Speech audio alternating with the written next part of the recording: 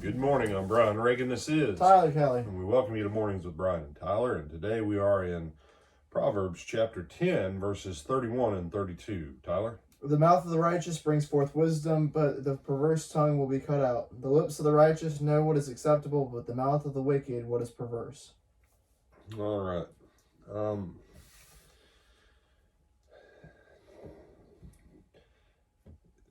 31, New King James says will be cut out. I think probably the phrasing will be cut off is probably a little bit more accurate in the sense of what do we see throughout the scripture? You know, whoever transgresses in this fashion shall be cut off from their people. It's an issue of not having a voice, and as verse 32 tells us, the lips of the righteous know what's acceptable, the mouth of the wicked what is perverse. Here's the challenge we have in America. And people can pretend all day long that we don't have this problem. But American Christianity, we're worldly.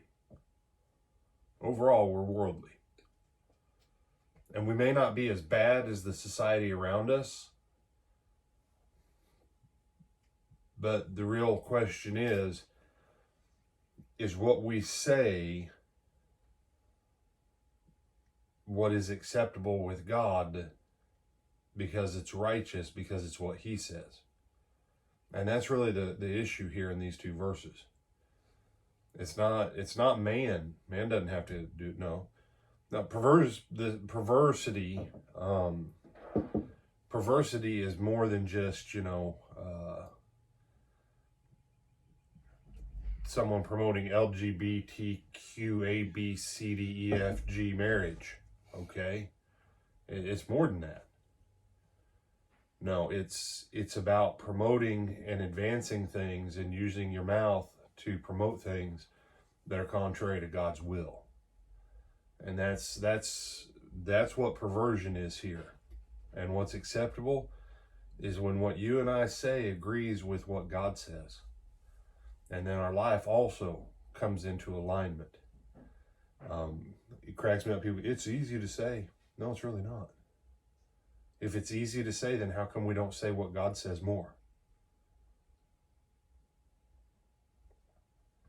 It's not easy to say. You have to train for it.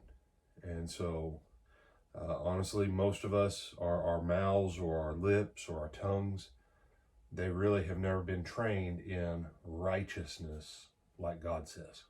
Thoughts or comments? Yes, sir. All right.